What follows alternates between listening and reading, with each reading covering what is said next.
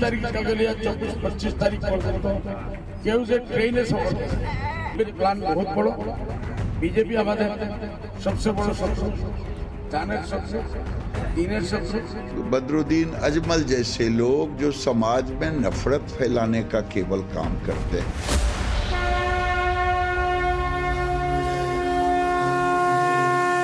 जो गुमराह कर रहे लोग, जिनकी वोट बैंक खत्म हो रही है, जिनकी दुकानें बंद हो रही है, ये बिना मतलब का भ्रम फैलाने का प्रयास किया जाता है।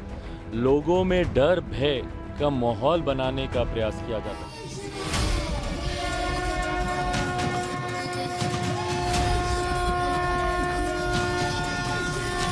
नमस्कार, टाइम्स नाउ नव भारत पर देश के सबसे पसंदीदा डिबेट शो राष्ट्रवाद में आपका स्वागत है। आपके साथ मैं हूं राकेश पांडे। मेरी मौजूदगी लगातार अयोध्या में 22 तारीख के लिए, यानी वो दिन जिस दिन भव्य मंदिर में गर्भगृह में प्रभु राम लला की मूर्ति का भव्य प्राण प्रतिष्ठा होने वाली है। लेकिन इस शुभ मौके पर कुछ सियासतदान लगातार भ्रम फैलाने में लगे हैं, कुछ मौलाना लगातार नफरत के बीज बोने में लगे हैं। सवाल ये उठता है कि क्या इन्हें मुस्लिम वोट बैंक खिसकने का डर सता रहा है और अपनी सियासी दुकान बंद न हो जाए, इसके लिए उल जुलूल बयान दिए जा रहे हैं। ताज़ा बयान आया है, सबसे पहले बात होगी उसी की, और ये बयान है AIUDF अध्यक्ष बदरुद्दीन अजमल का बयान। बदरुद्दीन अजमल राम मंदिर के बहाने सीधे सीधे मुसलमानों को डराने का काम कर रहे हैं। उन्हें 22 तारीख को लेकर उनके मन में एक डर पैदा करने की कोशिश कर रहे हैं और मुसलमानों से कह रहे हैं कि 20 से 25 जनवरी तक वो अपने घर में रहें, वो सार्वजनिक स्थानों पर ना जाएं, ना ही वो यात्रा करें। बदरुद्दीन कह रहे हैं कि रामलला की प्रतिष्ठा के दौरान लाखों लोग जो है वो ट्रेन में, प्लेन में, बस से सफर करेंगे। साथ ही ये भी वो कह रहे हैं कि बीजेपी मुसलमानों का सबसे बड़ा दुश्मन है। आगे बढ़ने से पहले सबसे पहले बदरुद्दीन अजमल का ये बयान आपको जरूर सुनना चाहिए। 20 तारीख के लिए 24-25 तारीख पर्यंत কেউ যে ট্রেনে সফর পুরো ভারতবর্ষ এই যে রাম জন্মভূমির মুক্তি রাখা হইল, রামের মুক্তি রাখা হইল, ওই দিন তারা পুরো পৃথিবী দেখতে লাখ লাখ মানুষ আর ভারতবর্ষ থেকে তো ঢাকাইতেছে গাড়ি, বাস, ট্রেন, স্পেশাল ট্রেন, প্লেন সব এর জন্য বিজেপির প্ল্যান বহুত বড়। বিজেপি আমাদের সবচেয়ে বড় শত্রু, জানের শত্রু, দীনের শত্রু, ইমানের শত্রু, আজানের শত্রু, মাদ্রাসার শত্রু, মসজিদের শত্রু। आपने सुना ये बयान बदरुद्दीन अजमल साहब। इस देश में क्या बस, प्लेन, ट्रेन में यात्रा करने के लिए मनाही की गई है 22 जनवरी के मद्देनजर किसी को? उसके बावजूद आप अगर ऐसे बयान दे रहे हैं तो सवाल तो पूछा जाएगा कि क्या ये मुसलमानों को डराने की बात नहीं है तो और क्या? बदरुद्दीन अजमल बीजेपी को मुसलमानों का सबसे बड़ा दुश्मन बता रहे हैं, लेकिन सच ये है कि सरकार की तमाम योजनाओं में मुसलमानों को बराबर का हक मिलता है। केंद्र सरकार की तमाम योजनाओं में मुस्लिम बराबर के हकदार हैं। फिर भी बदरुद्दीन अजमल ऐसा बयान देकर मुसलमानों को डराने की कोशिश क्यों कर रहे हैं? बदरुद्दीन अजमल ने बयान दिया तो इस पर पलटवार भी आया बीजेपी की ओर से। गिरिराज सिंह ने क्या कुछ कहा, आपको सुनवाते हैं। बदरुद्दीन अजमल जैसे लोग ही समाज के लिए, ओवैसी जैसे लोग, बदरुद्दीन अजमल जैसे लोग जो समाज में नफरत फैलाने का केवल काम करते हैं। भारतीय जनता पार्टी सर्वधर्म में भरोसा रखती है और सर्वधर्म का सम्मान करती है। ये लोग जो राजनीति करते हैं तुष्टीकरण की राजनीति करते हैं, और तुष्टीकरण की राजनीति करते करते इनसे नसीहत नहीं चाहिए।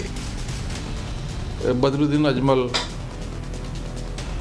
असदुद्दीन अवैसी, ये खुद को मुसलमानों के बहुत बड़े रहनुमा समझते हैं अपने आप।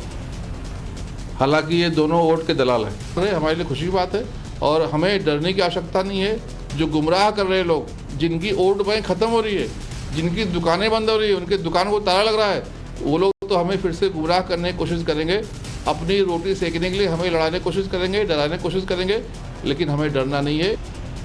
बदरुद्दीन अजमल मुसलमानों को भड़का रहे हैं, डरा रहे हैं, लेकिन उन्हें जवाब भी उनके खुद के समुदाय यानी मुस्लिम समाज की ओर से ही मिला है। पसमानदा समाज के अध्यक्ष और मुरादाबाद के मौलाना हाजी सलाउद्दीन मंसूरी ने बदरुद्दीन पर पलटवार किया और कहा कि 70 साल से बीजेपी के नाम पर मुसलमानों को डराने का काम चल रहा है, लेकिन अब ऐसा नहीं होगा। देश के मुसलमान सब कुछ समझ रहे हैं। सुनिए उनका यह बयान। अगर कुछ लोग इस तरह का वीडियो वायरल करके लोगों में डर और भय का माहौल पैदा कर रहा है तो वो गलत कर रहा है।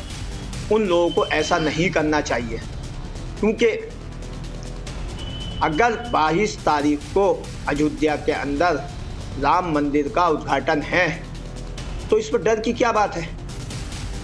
किस बात का डर है? 70 सालों से मुसलमानों को बीजेपी के नाम से हर पार्टी डराती चली आई है और आज भी डराने का काम करेगी। अब ऐसा नहीं होना चाहिए। बीजेपी भी एक सियासी पार्टी है और उसके लीडर भी इंसान हैं और इंसानों की तरह लोगों से बर्ताव करते हैं।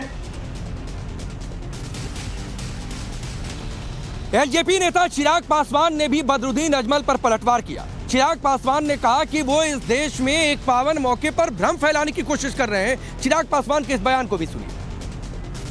भाई, ये बिना मतलब का भ्रम फैलाने का प्रयास किया जाता है, लोगों में डर भय का माहौल बनाने का प्रयास किया जाता है। केंद्र सरकार का हमेशा प्रयास रहा है कि सबका साथ, सबका विकास, सबका विश्वास, इस सोच के साथ हम लोग आगे बढ़ने का हम लोग काम कर रहे हैं। यकीनन ये एक बहुत बड़ा कार्य पूरा होने जा रहा है, पर ऐसे में किसी को आने जाने से रोकना ये गलत भ्रम फैलाने का प्रयास किया जा रहा है। दरअसल भव्य राम मंदिर के निर्माण और प्राण प्रतिष्ठा की तारीख जब से तय हुई है तब से विरोधी दल इसे पचा नहीं पा रहे। कई विरोधी दलों के नेताओं के पास, उनके पार्टी अध्यक्ष के पास निमंत्रण पहुंच चुका है, लेकिन सवाल पूछिए कि क्या 22 तारीख को जा रहे हैं, उनके पास जवाब नहीं है। वो ये कह रहे हैं कि हम तो अभी सोच विचार कर रहे हैं, संवेदनशील मुद्दा है। लेकिन ऐसे नेताओं की लिस्ट काफी लंबी है जो इस पर विवादित बयान भी दे रहे हैं। कांग्रेस के वरिष्ठ नेता बीके हरिप्रसाद ने गोधरा कांड जैसी साजिश की बात कही थी। आज इस मुद्दे पर बातचीत करूं, सवाल करूं, यहाँ की जनता को मैं दिखाऊं, लेकिन उससे पहले इस बयान को भी आपको सुनना चाहिए। Because we have seen, if you go back to the history of 30 long years, we have seen how these people try to disturb the peace and try to fish in the troubled waters. And since the Lok Sabha elections are nearby, anything may happen. So they last time it was a Pulwama. What they did in Gujarat, what was Godhra, what they did in Kandahar, we have seen it. चलिए वो सवाल आपके सामने रखता हूं जिनके इर्द गिर्द आज की चर्चा आगे बढ़ेगी। सवाल पहला ये कि 22 जनवरी शुभ घड़ी मौलाना को ये साजिश क्यों लग रही? मंदिर के नाम पर भ्रम फैलाएंगे, मुसलमानों को डराएंगे क्या? सवाल ये भी कि राम मंदिर तो बहाना है, असल निशाना मुस्लिम वोट बैंक है। मुसलमानों को भड़काएंगे तो क्या 2024 का चुनाव जीत जाएंगे? ये बड़े सवाल है। चलिए अब आपका परिचय आज के मेहमानों से करवाता हूं। शलमणि त्रिपाठी जी भारतीय जनता पार्टी के नेता और प्रवक्ता, आचार्य विक्रमादित्य हिंदू धर्मगुरु, सूर्य प्रकाश मैथिल जी पॉलिटिकल एनालिस्ट के तौर पर, दानिश कुरैशी एमआईएम पार्टी के नेता और प्रवक्ता, हाजी गुलाम सरवर इस्लामिक स्कॉलर के तौर पर हमारे साथ जुड़े हैं। मैं आप सबके पास आऊं, लेकिन राम की पैड़ी पर जितनी भीड़ है, मैं चाहूंगा हरिंदर एक बार तस्वीरें दिखा दे और आप लोग एक बार हाथ उठाकर जय श्री राम बोल दीजिए। तो ये तस्वीर आप देखिए, ये राम की पैड़ी की ये तस्वीर है। लोगों की भीड़ यहाँ पर जुटने लगी है। तो ये तस्वीरें और देश के तमाम उन विरोधी दलों के नेताओं को या फिर सियासतदानों को या फिर उन मौलानाओं को ये बयान जरूर सुनना चाहिए, ये तस्वीर जरूर देखनी चाहिए कि इस देश में माहौल क्या है। चलिए अब मैं रुख करता हूं आज के मेहमानों का। गुलाम सरवर साहब, मैं आपसे शुरू करता हूं क्योंकि आप इस्लामिक स्कॉलर के तौर पर जुड़े हैं, और पहला सवाल ये है कि क्या आप बदरुद्दीन अजमल के बयान से इत्तेफाक रखते हैं? आपको लगता है कि ये डराने की कोशिश है या फिर आपको लगता है कि उन्होंने ठीक कहा? नहीं, इसको सीधे सीधे कभी भी इसकी व्याख्या नहीं की जाएगी। इस बयान में विरोधाभास है, राजनीति है, और साथ ही साथ एक उसको अलग ढंग से आप समझ सकते हैं कि अपने समाज से एक अपील भी है कि ये तो सच है कि यातायात में मामला बढ़ेगा, ट्रेन हो, बस हो या जो भी हो, लोग दर्शन के लिए जब पूरे देश से निकलेंगे तो तादाद बढ़ेगी। तो मुसलमान अगर जरूरत नहीं है तो गैर जरूरी यात्रा ना करें, यह अपील तक तो ठीक है, लेकिन इससे आगे ये कहना कि भाजपा मुसलमानों की बड़ी दुश्मन है, ये मैं समझता हूं पूरी तरह से राजनीति है। बड़ी दुश्मन तो मुसलमानों की कांग्रेस है, और जब तक मुसलमान ये सच डंके की चोट पर नहीं बोलेगा तब तक मुसलमान अपनी समस्याओं से मुक्त भी नहीं हो पाएगा। जिस कांग्रेस से बदरुद्दीन अजमल साहब का चुनावी गठबंधन हुआ था विधानसभा में, और जिस गोधरा का भी कांग्रेस के नेता बीके हरिप्रसाद जी जिक्र कर रहे थे, तो कांग्रेस की सरकार से मेरा सवाल है, कांग्रेस के प्रवक्ता तो पता नहीं आपने बुलाया ही नहीं या है, हमें अभी दिख तो नहीं रहा है, कि गोधरा में जो आग लगाई गई साबरमती एक्सप्रेस में, तो आपने आरोप लगाया कि ये भारतीय जनता पार्टी के लोग थे। 2004 से 2014 तक केंद्र में यूपीए की सरकार रही, उसमें बदरुद्दीन अजमल साहब का भी सहयोग था यूपीए की सरकार में। तो गोधरा कांड के मुख्य अभियुक्त को सार्वजनिक करके देश के सामने तो लाया ही नहीं गया। तो सवाल तो उनसे हमारा अभी तक बचा हुआ, वो सवाल का जवाब पहले मिलेगा। गुलाम सरवर साहब, आपने 1.5-2 मिनट बोला, मैंने बीच में बिल्कुल इंटरप्ट नहीं किया। आप कांग्रेस को कोसते नजर आए, आप बदरुद्दीन अजमल को कोसते नजर आए, लेकिन बदरुद्दीन अजमल की आप आलोचना नहीं कर पा रहे हैं कि वो कह रहे हैं कि बीजेपी का कोई सबसे बड़ा प्लान है, इसलिए मत निकलो। नहीं, बीजेपी का प्लान क्या है ये बीजेपी जानती है हमको, और या बदरुद्दीन अजमल साहब को फोन करके बताया गया? नहीं तो गुलाम सरवर साहब, पहले बदरुद्दीन अजमल की आलोचना निंदा तो करिए, कम से कम इतनी हिम्मत तो दिखाइए कि उनकी आलोचना करिए और सिरे से नकारिए कि गलत बोला है, ये भड़काने की बात कर रहे हैं। मैं व्यक्तिगत किसी की आलोचना न कर रहा हूं, मैं जो सत्य है वो ये है कि कांग्रेस का बचाव करने वाले और भाजपा को मुसलमानों का दुश्मन कहने वाले, दरअसल वो खुद ही मुसलमानों को भ्रमित कर रहे हैं, मुसलमानों को गुमराह कर रहे हैं। हमारी नजर में नंबर 1 का दुश्मन जो है मुसलमानों का, वो कांग्रेस है, उसके बाद ही किसी का नंबर आएगा। नहीं ठीक है शलभमणि त्रिपाठी जी, ये कांग्रेस को कोसेंगे, लेकिन बदरुद्दीन अजमल जिन्होंने कहा उनकी आलोचना नहीं करेंगे। ठीक है, मैं आ रहा हूं। बदरुद्दीन अजमल की आलोचना निंदा नहीं कर पा रहे शलभमणि जी। कांग्रेस के दोस्त हैं तो आलोचना तो हो ही गया। मैं कहूंगा कि ये पूरा प्रकरण अगर आप देखिएगा, मुझे याद आता है कि प्रधानमंत्री जी ने एक शब्द का प्रयोग किया था, राष्ट्र मंदिर। कहा था राष्ट्र का मंदिर है। और अगर आप देखिएगा राकेश जी, तो आप जहां पर खड़े हैं वहीं पर अगर आप जाके लोगों से बात करेंगे, या संभवतः आपकी भेंट हुई भी होगी, इकबाल अंसारी साहब बाबरी मस्जिद का केस लड़ते थे, आप उनको जानते होंगे। इकबाल अंसारी साहब वो व्यक्ति हैं जो बाबरी मस्जिद का केस लड़ते रहे, और जब प्रधानमंत्री जी अभी गए थे बनारस अयोध्या में, तब उन्होंने रोड शो में प्रधानमंत्री जी पर पुष्प वर्षा की। इकबाल अंसारी साहब को इन्विटेशन गया, राम मंदिर का इन्विटेशन गया, और बकायदे उन्होंने इस पर खुशी जाहिर की, कहा कि नहीं मेरे लिए बहुत खुशी का क्षण है कि हम जिस तहजीब में जीते आए हैं, मेरे लिए बहुत खुशी का वक्त है। और भारतीय जनता पार्टी छोड़िए, जो लोग भी राम मंदिर में जिनका योगदान है, जो राम मंदिर का इस कार्यक्रम में जुड़े हुए हैं, वे स्वयं गए, इकबाल अंसारी जी के पास स्वयं गए, उनको मिष्ठान दिया, उनको कार्ड दिया और कहा कि ये मंदिर आपका भी है, आपको भी आना चाहिए। और उन्होंने कहा कि मैं जरूर आऊंगा। तो बहुत से लोग जो हमेशा से लड़ाने भिड़ाने की राजनीति करते थे, बदरुद्दीन अजमल टाइप के लोग, उनकी निश्चित तौर पे उनकी दुकान बंद हो रही है। उनको लग रहा है कि नहीं, ये नफरत का तो एजेंडा हमारा चल नहीं पा रहा है, किस प्रकार से भड़काया जा सके। और ये कोई एक वाकया नहीं है, मैं तो देख रहा हूँ कि गांव गली गली में, देवरिया के भीतर ही मैं देख रहा हूँ कि बहुत से लोग सुबह सुबह अक्षत लेके और निमंत्रण लेके जा रहे हैं, और उनमें कोई भेदभाव नहीं है। वो मुस्लिम भाइयों के पास भी जा रहे हैं कि भाई देखिए ये कार्यक्रम है, इसमें आपको भी आना है, और बहुत से मुस्लिम भाई भी इसमें जुड़ रहे हैं। तो प्रधानमंत्री जी ने जो राष्ट्र मंदिर कहा, वो एक पूरी की पूरी जो कल्पना थी वो साकार होती हुई नजर आ रही है। हर कोई इसको मान के चल रहा है कि ठीक है, आपसी वैचारिक मतभेद था कि वहां पर क्या होना चाहिए, लेकिन आज जब वहां पे भगवान राम का भव्य मंदिर बनने जा रहा है, भगवान राम की प्राण प्रतिष्ठा होने जा रही है वहां पर, तो उस जश्न में कोई एक व्यक्ति शामिल नहीं, उस जश्न में पूरे 140 करोड़ हिंदुस्तान के लोग शामिल हैं। लेकिन इससे बहुत से लोगों का पॉलिटिकल एजेंडा खराब हो रहा है। बदरुद्दीन साहब के जैसा, या भी हमारे कुछ साथी इसी पैनल में बैठे हैं, वो भी कुछ जहर बोलेंगे। मैं शलभमणि जी आ रहा हूं, और पॉलिटिकल एजेंडा खराब हो रहा है, लोगों में क्या उत्साह है, इसीलिए मैंने तस्वीरें दिखा दी कि राम की पैड़ी पर किस तरीके से यहाँ पर लोगों की भीड़ जुटने लगी है। दानिश कुरैशी, बदरुद्दीन अजमल ने कहा कि ईमान मस्जिदों की बीजेपी सबसे बड़ी दुश्मन है। आपकी पार्टी भी तो इसी लाइन पर चलती है, क्या अंतर रह गया बदरुद्दीन अजमल के बयान और आपकी पार्टी के बयानों में? देखिए, मुझे लगता है कि भारतीय जनता पार्टी के प्रवक्ता डॉक्टर शलभमणि त्रिपाठी जी हमारे साथ में पैनल में हैं, और भारतीय जनता पार्टी को पुरजोर मुखालिफत करनी चाहिए। अपने मुस्लिम राज्य लोकसभा का जो एमपी है वो इसकी मुखालिफत करे बदरुद्दीन साहब की, तो वो तो इन्हें मिलेगा ही नहीं।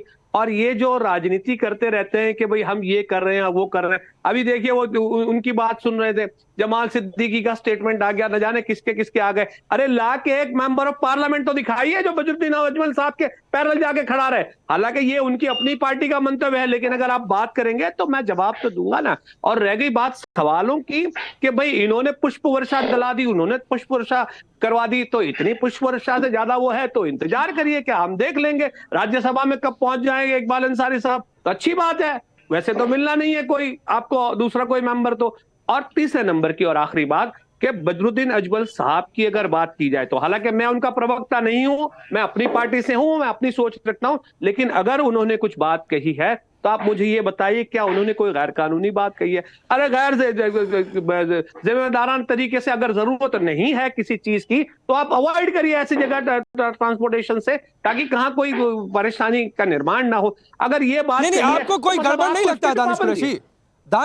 दानिश कुरैशी सुनिए, आपको गड़बड़ नहीं लगता है? वो कह रहे हैं 20 से 25 तक ट्रेन में ना निकलो, प्लेन में ना निकलो, बस में कहीं मत जाओ, बीजेपी कुछ प्लान कर रही है। आपकी पार्टी के नेता भी कहते हैं 500 सालों तक सजदा करते थे, सोचो आज क्या हो रहा है भाई। तब बाबरी की एक तस्वीर फ्लिप कर दी जाती है। मैं रोज ये सवाल पूछ रहा हूं, क्या अंतर रह जाता है? आपकी पार्टी, आप लोग एक ही लाइन पर चल रहे हैं, आप सिर्फ मुसलमानों को डराने भड़काने का काम कर रहे हैं, उनके बीच जब में जाकर ये सोचने की कोशिश नहीं कर रहे हैं कि वो किसके साथ है किसके साथ नहीं है। बिल्कुल हम एक ही लाइन पे चल रहे हैं और वो संविधान की लाइन है। और इसके अलावा जितना प्रपंच भारतीय जनता पार्टी कर रही है, ये मुखालिफत कर रही है देश के अंदर में इस तरीके का वातावरण बना के। तो हमारी जो लाइन है वो बिल्कुल क्लियर है, कॉन्स्टिट्यूशनल लाइन है, और उस बाकी की सारी जो भी लाइन है वो अपने पास अपनी लाइन्स रखें, हमें कोई परेशानी नहीं है उससे। अच्छा, मैं आ रहा हूं आचार्य विक्रमादित्य, मैं आ रहा हूं, लेकिन शलभ मणि जी एक छोटा सा जवाब, संविधान के किस पेज पर किस लाइन में लिखा है कि मुसलमानों को डरा लो भड़का लो भाई, और उसके बाद कह दो कि ये कॉन्स्टिट्यूशनल लाइन है, उसी पर मैं चल रहा हूं। देखिए हमारे एएमआईएम के जो प्रवक्ता हैं वो मुझे लगता है दानिश भाई बहुत समझदार व्यक्ति है, उनको भी पता है क्या बोल रहे हैं, उनको भी पता है कि बदरुद्दीन अजमल साहब का मंतव्य क्या है, उनकी मंशा क्या है। और वही नहीं, इस देश का हर मुसलमान हर हिंदू समझ रहा है कि वो क्या करना चाहते हैं, क्या कराना चाहते हैं। मैं तो जानता हूं इस बात को, मैं कह रहा हूं उत्तर प्रदेश में देखिए 2017 के पहले कितने दंगे होते थे और 2017 के बाद कितने दंगे हुए। तो महफूज किसकी सरकार में है, व्यवस्थाएं किसकी सरकार में है? प्रधानमंत्री जी सबका साथ सबका विकास सबका विश्वास की अगर बात करते हैं तो कौन उनकी सरकार महफूज है? लेकिन हाँ, कुछ लोगों का पॉलिटिकल एजेंडा खराब हो रहा है राकेश भाई, जिनको लगता था कि लड़ाने में ही हमारा फायदा है, लड़ा के रखोगे उसमें हमारा फायदा है। तो आज अगर हिंदू मुसलमान सिख ईसाई सब ये मान रहे हैं कि नहीं साहब एक राम मंदिर बनने जा रहा है, राष्ट्र मंदिर बनने जा रहा है, तो उसमें जो हो रहा है पूरे जश्न में हम भी शामिल हैं, हम भी उस जश्न में शिरकत करेंगे, हम उसमें शामिल होंगे। तो निश्चित तौर पे बहुत से कुछ ऐसे लोग हैं जिनकी पॉलिटिकल दुकान बंद हो रही है, उनको दिक्कत होगी। बदरुद्दीन अजमल उसमें बोलते हुए चेहरे हैं, बहुत से खामोश चेहरे हैं, कुछ चेहरे आपके टीवी चैनल पे भी बैठे हुए हैं, आपके इस पैनल में बैठे हैं, उनको भी तकलीफ हो रही होगी। पर आप घबराइए मत, लोगों की आंखें खुल चुकी है, खासतौर पे जो मुस्लिम भाई हैं उनकी आंखें खुल चुकी है, उनको पता है कि किसने उनको वोट बैंक के तौर पर इस्तेमाल किया और कौन वास्तव में उनको रोटी कपड़ा मकान दे सकता है। ठीक है आचार्य विक्रमादित्य, अगर बदरुद्दीन अजमल ने ये बात कही, कभी ओवैसी ऐसे बयान कहते नजर आते हैं, और अगर विपक्ष के नेताओं में जाइए, तेजस्वी यादव ने कुछ दिन पहले कहा था कि पैर कट जाएगा टूट जाएगा तो मंदिर जाओगे कि अस्पताल जाओगे, इस तरीके के बयान दिए जाते हैं, तो क्या इसका मतलब मान ले कि उन्हें लग रहा है कि हिंदू जातियों में बढ़ जाएगा? भाई मुसलमानों को एकजुट कर लो। पांडे जी खेल कुछ और है। आज पूरे देश के अंदर एक बात चल रही थी आज से कुछ वर्ष पूर्व कि राम मंदिर का डिसीजन आएगा तो देश में आग लग जाएगी, राम मंदिर का मुद्दा सॉल्व नहीं हो सकता, इस देश का मुसलमान भड़क जाएगा। इस देश का मुसलमान भड़कने वाला नहीं है।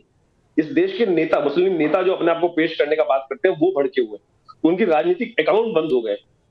2019 के अंदर राम मंदिर का डिसीजन आया, एक मुसलमान कोई विरोध में खड़ा नहीं हुआ, 4-5 लोग अपवाद है उनको छोड़ दीजिए, उन्होंने छाती पीटनी है और कुछ नहीं करना।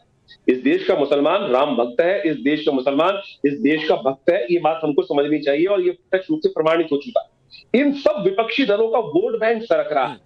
अब ये आखिरी दाव लगाना चाहते हैं, आखिरी दाव लगाना चाहते हैं 22 जनवरी में जो राम मंदिर का निर्माण हो रहा है, अगर इसके बाद भी कुछ देश में बलवा नहीं हो रहा है तो इनको लगेगा कि मुसलमान वोट वास्तविक तौर पे इस देश में उदाहरण उपस्थित हो जाएगा कि इस देश का मुसलमान बलवाबाज नहीं है, ये नेता बलवेबाज है।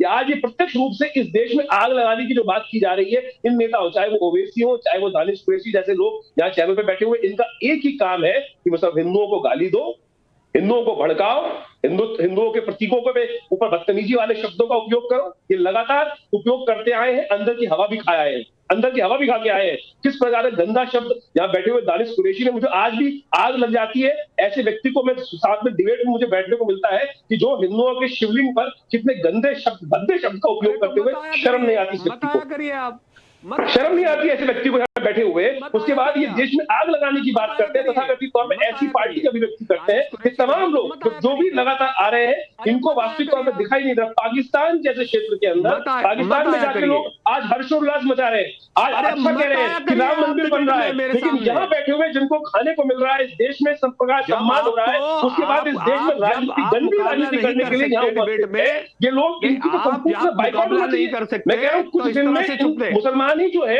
इन नेताओं का बाइकआउट करेंगे, इस देश में आग लगाने की बात करेंगे। ये वास्तविक तौर पे आज वो लोग हैं जो इस वक्त राम मंदिर का विरोध कर रहे हैं, जो मुगलों के आक्रांताओं को वंश में अपने आप को बदबस्ती मुसलमान को दिखाने का प्रयास करते हैं। इस देश का मुसलमान, मैं मुस्लिम क्षेत्र में रहता हूं, मैं आ रहा हूं आचार्य जी, आ रहा हूं, ठीक ठीक आचार्य जी मैं आ रहा हूं।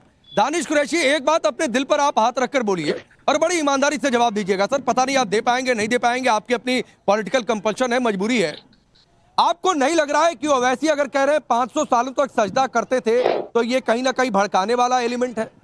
अगर कोई ये कहता है पैर कट जाएगा तो भाई मंदिर जाओगे कि हॉस्पिटल जाओगे? आपको ये नहीं लगता है कि इस तरीके की गलत टिप्पणी है?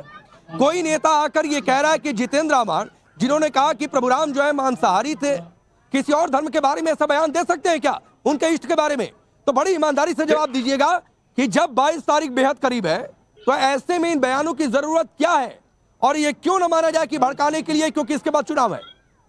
देखिए, सबसे पहली बात तो ये है कि जो धर्मगुरु बन के बैठे हैं यहाँ पे, जो अपने आप को कहते हैं, उनको अगर परेशानी है तो या तो मुझे मत बुलाया करिए या उनको मत बुलाया करिए, ठीक है? ये तो आगे एक बात। दूसरे नंबर सबसे पहले जवाब देने वाले बनो। क्या आपको अरे पॉलिटिकल एनालिस्ट देखिए जवाब मिलेगा, अरे माकूल जवाब मिलेगा, माकूल जवाब मिलेगा, जवाब दिया ना, माकूल जवाब मिलेगा, आपने जो माकूल जवाब मिलेगा, गंदगी निकाली उसका जवाब आपको सरकार ने दिया। आप तो समूचे विपक्ष को जेल में बंद कर दीजिए, उनके लिए कर दीजिए। देश में कानून बन गया है, कानून है, अब आपकी सरकार प्लीज कोई व्यक्तिगत बातचीत नहीं, प्लीज कोई आचार्य जी और दानिश कुरैशी, आचार्य जी और दानिश कुरैशी सुनिए, पीसीआर सबकी आवाज डाउन करिए, पीसीआर सबकी आवाज डाउन करिए, पीसीआर सबकी आवाज डाउन करिए। अभी आपकी किसी की आवाज ऑन एयर नहीं जा रही है। आचार्य जी और दानिश कुरैशी, आप दोनों लोग सुनिए सर, ये आपकी व्यक्तिगत लड़ाई का मंच नहीं है, लिहाजा इस तौर पर उसका इस्तेमाल मत करिए। दानिश कुरैशी, अब आपकी आवाज ऑन एयर जा रही है, अपनी बात पूरी करिए, फिर सूर्या मैथिल आपके पास आ रहा हूं। किसी को कोई व्यक्तिगत बात नहीं कही। रह गई बात, आपने मुझसे पूछा कि ओवैसी साहब की बात, तो मुझे ये बता दीजिए कि ओवैसी साहब ने जो बात कही है वो गलत नहीं है कि 550 साल तक वहां हमने हय्या अल सलाह की सदाएं सुनी है, हमने वहां अजानें सुनी है, हमने वहां नमाजें पढ़ी हैं, हमने वहां इबादत करी है? क्या झूठ बोल रहे हैं आप? तो कहिए 500 साल पहले क्या होता था? सुनिए 500 सालों तक जिसने इंतजार किया दानिश कुरैशी, उसका क्या होता? कुछ नहीं होता था वहां पे, जो था उसका क्या? कुछ नहीं होता था वहां पे, कुछ सुप्रीम कोर्ट में अदालत ने कह दिया कि नीचे कुछ नहीं था, जो स्ट्रक्चर था वो कोई मंदिर का नहीं था, नीचे नॉन इस्लामिक स्ट्रक्चर था। बार बार मैं फैसले पर डिबेट नहीं करूंगा, अरे बार बार मैं फैसले पर डिबेट नहीं करूंगा, देश उसके आगे निकल चुका है। सुनिए, नहीं तो आप कहिए ना, तो फिर मत कहिए कि आप सुप्रीम कोर्ट को मानते हैं, मत कहिए कि आप संविधान को मान रहे हैं, मत कहिए कि आप कॉन्स्टिट्यूशनल लाइन पर चल रहे हैं। 1949 में गैर कानूनी तरीके से आधी रात को मंदिर में मूर्तियां, मंदिर के नाम से मूर्तियां रखी गई, वो 6 दिसंबर को ढाया गया, अब वो गैर कानूनी तरीका था। मुझे सूर्या मैथिल को लाइए स्क्रीन पर, सूर्या मैथिल को लाइए स्क्रीन पर, ठीक है? अरे ठीक है, दानिश रुक जाइए, दानिश कुरैशी रुक जाइए, आपकी कॉन्स्टिट्यूशनल लाइन दिख गई मुझे। सूर्या मैथिल, यही इनकी कॉन्स्टिट्यूशनल लाइन है। अब आ गए कि फैसला ठीक नहीं है, अब आ गए कि भाई 500 साल तक अजान सुनी, नमाज सुनी, लेकिन 500 साल पहले क्या हो रहा था उसकी कोई चर्चा नहीं करेंगे। धन्यवाद राकेश भाई। और पहले तो आपको, आपके सभी दर्शकों को भारत माता के जय, वंदे मातरम और जय श्री राम। और 4 लाइनें मुझे याद आ रही हैं इस पैनल के लिए भी और बगदादुद्दीन अजमल के लिए भी कि तेरी जुबान है झूठी जमहूरियत की तरह, तू एक जलील सी गाली से बेहतरीन नहीं। ये दुष्यंत कुमार ने लिखी थी अपनी लाइनें, और उस समय जब उन्होंने लिखा था तो उनको ये नहीं पता था कि आज की जो विपक्षी घमंडियां जो है ना, इनके ऊपर ये परफेक्ट बैठेंगी। मैं किसी वाद विवाद में नहीं जाना चाहता, मैं यहां तथ्यों के साथ बात करूंगा, सिर्फ मुझे 60 सेकंड दीजिएगा। देखिए, अभी जब बदरुद्दीन अजमल ने कहा कि 20 से 25 तारीख तक मत निकलिएगा, यहां पैनल में बैठे हुए हाजी सरवर जो कि अपने आप को लिबरल मुस्लिम बताते हैं, वो भी कह रहे थे कि निकलना नहीं चाहिए। मैं पूछना चाहता हूं, इस देश में कुंभ भी होते हैं, अर्ध कुंभ भी होते हैं, रामनवमी भी होती है, उसके बाद दुर्गाष्टमी भी होती है, साथ ही साथ कांवड़ भी होती है। और मैं एक आंकड़ा आपको दे दूं कि अभी अभी जब कांवड़ उठी थी तो 1.25 करोड़ से ज्यादा कांवड़िया रोड पे थे। तो क्या उस समय में मुसलमान अपने घर में बैठ गया था? नहीं, वो मुसलमान उन कांवड़ियों की सेवा भी कर रहा था, वहां बैठकर दुकानें लगा रखी थी। कुंभ में भी गया था, वहां भी दुकानें लगाई थी। कोई मेरा मुस्लिम भाई गाड़ी चला के अपना रोजगार कमा रहा है, कोई बस चला के रोजगार कमा रहा है, कोई कुछ बेच के रोजगार कमा रहा है। लेकिन जो डर है ना, वो मुसलमान मेरे भाई को डर नहीं है, जिसके दिल में तिरंगा है, जो वीर अब्दुल हमीद की औलाद है, जो अशफाकुल्लाह खान की औलाद है, जो मेजर हनीफुद्दीन की औलाद है। डर किनको है? जो कसाब की औलादे हैं, जिनके लिए बुरहान वानी जो है वो भटका हुआ नौजवान है, जिनकी जमीन आज कांप रही है राष्ट्रवाद के नाद से, भगवान श्री राम के जय जयकार से। और जो उठहास और जो उल्हाना दे रहे थे ना अभी ये जो AIMIM के प्रवक्ता हैं कि भैया फूल फेंकने वालों को आपको वही मिलेंगे। हाँ, हमें वही चाहिए जो भारत माता की जय बोले, वंदे मातरम बोले और इस देश की मिट्टी को सजदा करे। हमें वो नहीं चाहिए जो यहाँ का खाएंगे और पाकिस्तान का गाएंगे, जैसे आप लोग हैं, यहाँ बैठते हैं और यहाँ बैठकर केवल और केवल विश्वमन करते हैं। रजाकारों की औलादों हैं आप लोग, विभाजन के आप भागीदार हैं और इस देश के आतंकवादियों को आप समर्थन करते हैं। राकेश भाई, एक बात और मैं आपको कहना चाहता हूं, ये जितना मर्जी बकवास कर ले, ये जितना मर्जी इस प्रकार की स्टेटमेंट्स दे ले, लेकिन अब मुसलमान मेरा भाई रुकने वाला नहीं है। जैसा कि मेरे शलभमणि भाई साहब ने बताया, मुद्रा योजना के अंदर 30% से ज्यादा लाभार्थी मुसलमान। हम यदि मैं आ रहा योजना की बात करें, ठीक है सूर्या मैथिल, मैं आ रहा हूँ। गुलाम सरवर एक छोटा सा रिप्लाई, फिर मैं शलभ जी के पास जा रहा हूँ। रुक जाइए गुलाम सरवर जी, इसीलिए मैंने शुरू में कहा था सर कि खुलकर आलोचना निंदा कर देते तो अभी सूर्या मैथिल आपको लेकर कुछ सवाल नहीं कर रहे होते। तो ये मानिए कि इस देश का आम मुसलमान नहीं है। अरे सूर्या मैथिल से डर के उसको पता है, सर्वर रिप्लाई फैसला करेंगे आया, क्या? मंदिर बन रहा है, नहीं इस तरीके की बातें होनी चाहिए। मुझसे डरने की जरूरत नहीं है, मुझसे डरने की उन लोगों का जरूरत है जिनके दिल में पाकिस्तान है, जैसे कि तुम बैठे हो, जो रजाकारों की औलादे हैं। अरे नहीं नहीं, प्लीज सूर्या मैथिल प्लीज, ये जाहिल लोगों को यहाँ बैठकर ज्ञान मत दो। ये जो अंग्रेजों की पेंशन पे पलने वालों की नस्लें यहाँ आके भाषणबाजी करेंगी। नागरिकता दे दो, ज्ञान दोगे मुझको? पलने वाले, अरे भीख में नागरिकता दे दो, ज्ञान दे दोगे? दान में पाकिस्तान दिया, ऐसी बातें नहीं, दोनों लोग की आवाज डाउन करिए। बिल्कुल ऐसी बातें नहीं, बिल्कुल ऐसी बातें नहीं।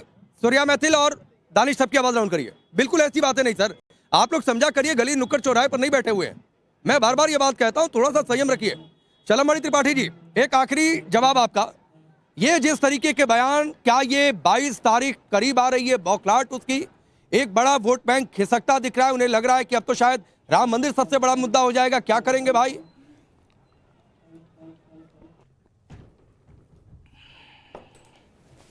मोहम्मद साहब का बयान सुना हो तो के मोहम्मद साहब उस टीम के हिस्सा थे, उस टीम के अगुवा थे जिन्होंने भगवान राम मंदिर के प्रांगण की पूरी उसकी छानबीन की, वहां पर जाकर देखा कि वहां पर क्या क्या है, उसका सर्वे किया।